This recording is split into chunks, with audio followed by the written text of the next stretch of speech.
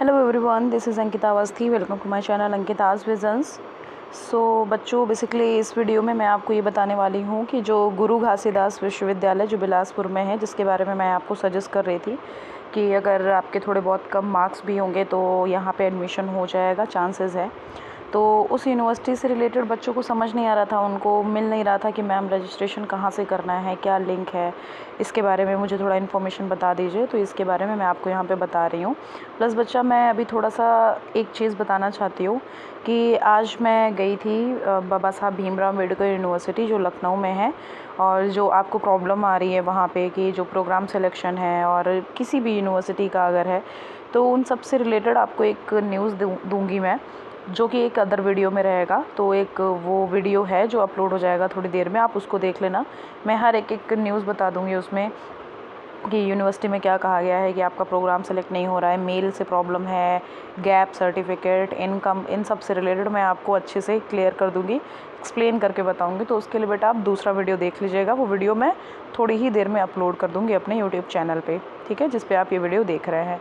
इस वीडियो में बेसिकली जो गुरु घासीदास विश्वविद्यालय है उसके बारे में मुझे आपको बताना है। तो जैसा कि आपको पता है कि आप यहाँ पे सर्च करेंगे गुरु घासीदास विश्वविद्यालय, वहाँ पे जाने के बाद फिर आप ऐसे ऑफिशियल वेबसाइट पे पहुँच जाइएगा।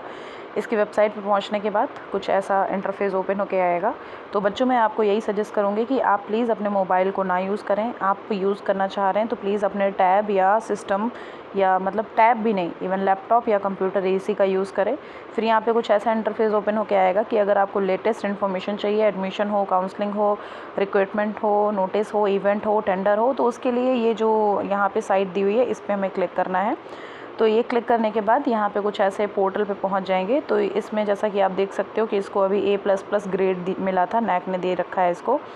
फिर हम जब देखेंगे तो देखिए यहाँ पे जो नोटिस है ना, यहाँ पे देख लीजिए ऊपर हाईलाइट में आ रहा है CUET PG 2024, CUET UG 2024। UG से रिलेटेड मैं आपको अभी एक नया वीडियो बना के दूंगी, तो आप प्लीज़ उसको देखिएगा।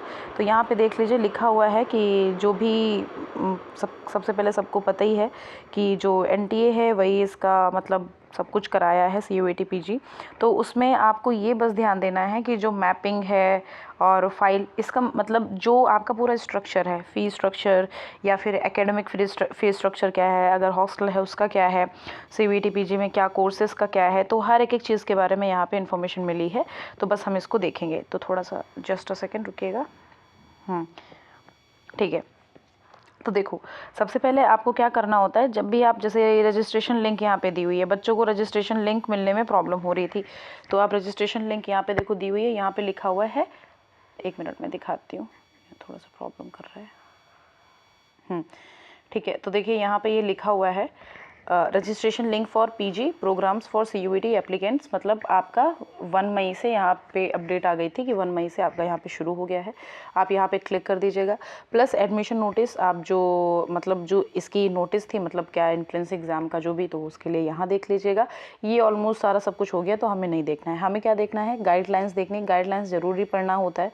आप इसको पढ़ लोगे तो हर एक चीज़ क्लियर हो जाएगी कि यहाँ पे कौन कौन से कोर्सेज़ हैं, यहाँ पे किस तरह से आपका एडमिशन होता है, क्या क्या यहाँ पे एलिजिबिलिटी क्राइटेरिया है, कौन से सब्जेक्ट में कितने नंबर पे आपको मिल जाएगा, पिछली कट ऑफ क्या गई थी, तो सब कुछ बेटा यहाँ गाइडलाइन में मिल जाएगा। ठीक है।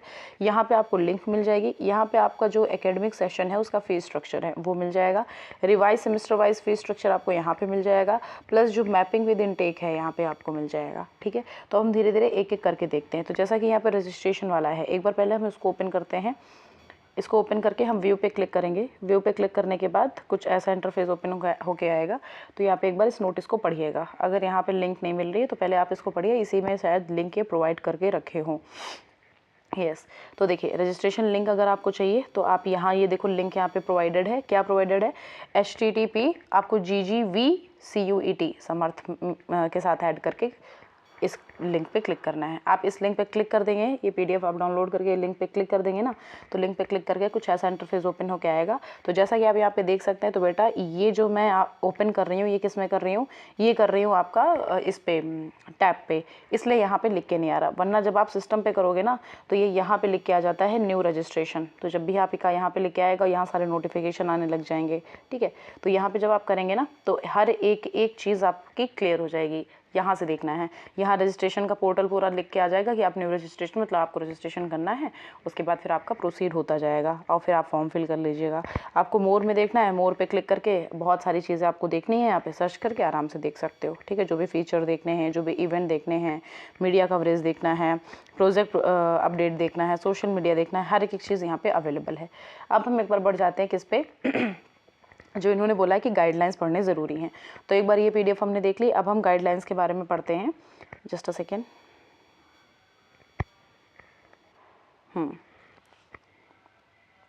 ठीक है, यहाँ पे जो गाइडलाइंस दिया हुआ है, अब हम इस गाइडलाइंस को डाउनलोड कर लेते हैं। इस पे हम व्यू कर रहे हैं, guidelines for CUET PG view. तो इस पे हम क्लिक किए।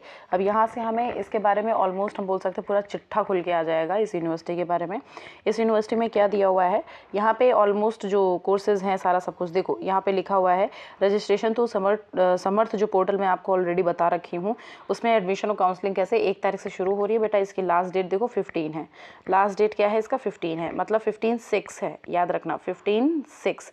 इसका मतलब क्या है, जून में इसकी लास्ट डेट है। आराम से आपके पास अभी टाइम है, आराम से आप फिल करो और फिल करके आप यहाँ पे रजिस्ट्रेशन कर दो। उसके बाद जब भी डिक्लेरेशन होगा मेरिट लिस्ट का, वो आपको यहाँ पे पता चल जाएगा, ठीक है। तो उसके बाद आपका अपडेशन मिल जाएगा। यहाँ पे आप देख लो कि किसके लिए क्या फ़ीस है। रजिस्ट्रेशन फ़ीस जो भी हमारे अनरिजर्व्ड OBC और EWS हैं 300 है, और जो भी SC ST PW है उनके लिए 200 है, ठीक है। और जो ऑनलाइन रजिस्ट्रेशन है ये काउंसलिंग के थ्रू ही होगा, ऑनलाइन फीस सबमिशन होगा, एडमिशन भी ऑनलाइन ही होगा। और रजिस्ट्रेशन के लिए ये लिंक दी हुई है, यहाँ भी लिंक दी हुई है। अगर आपको वहाँ नहीं मिल पा रही है तो आप इस नोटिस के थ्रू इस लिंक को अपना अपलोड करके देख सकते हैं, ठीक है।